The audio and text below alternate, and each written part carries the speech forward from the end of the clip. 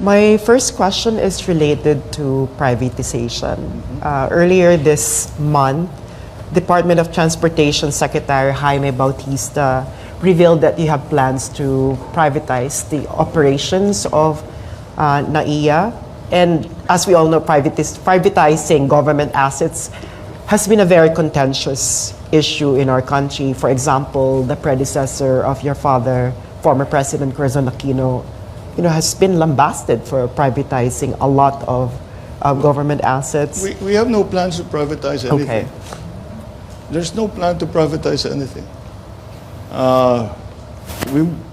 Rather we do the opposite.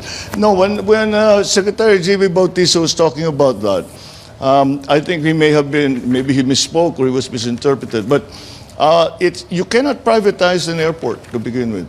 They cannot own the airport. No, a private firm cannot own the airport. At best, kasi nagkakagulo, nagkakaproblema tayo dito sa airport.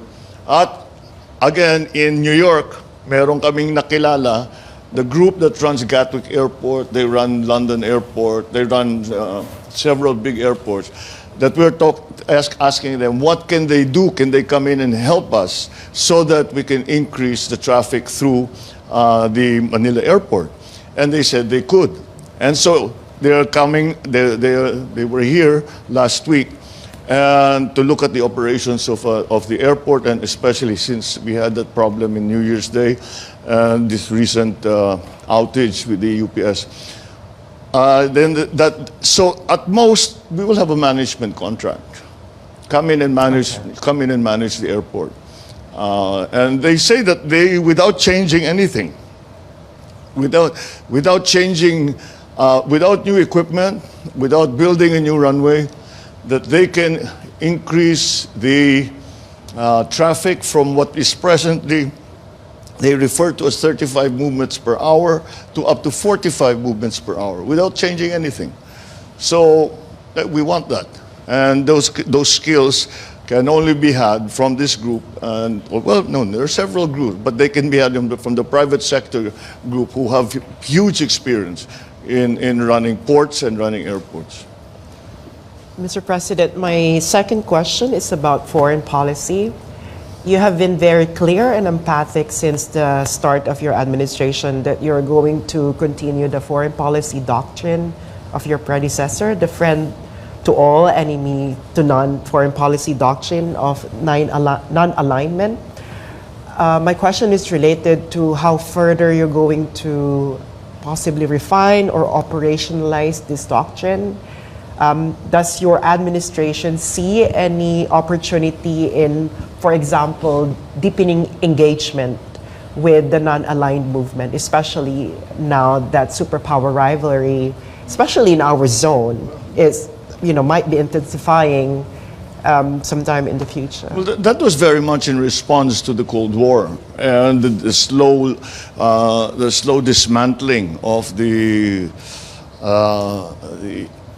organs of the Cold War, if that's what you want, if that's how you want to put it, and that is why that non-aligned treaty was created between several nations who said that we no longer subscribe to the notion that we as a country must choose to side with one superpower or another, and that is precisely what we have undertaken.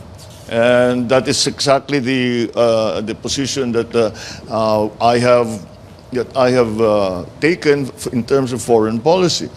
Although this came up again in our discussions in the conference, is the question that was asked was very, very actually thought-provoking. Will geopolitics finally kill globalization? Because geopolitics is pulling people apart and all these aggruppations are being pulled apart. And the general conclusion is that countries realize that alliances are important, are in fact they're more than important, they're necessary.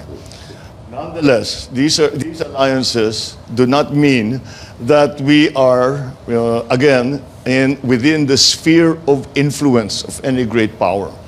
As a matter of fact, in ASEAN, we all came to the agreement that at the very least, in ASEAN, in the Asia-Pacific region, the future of the region must be decided by those in the region, not by some outside power. And so I think the idea, I do not know of the formal, I do not know of any formal meetings or conferences of the non-aligned nations. They used to have them. They don't have them very much anymore. I don't know about that, but we are very much in the spirit of that treaty. We are very much part of it in the sense that we continue to walk that very fine line between two great superpowers who are surrounding us both physically and geopolitically. Thank you, Mr. President. Thank you, sir. Okay, thank you so much, Sas Reganda Sansot of SMNI. And last but not least, we have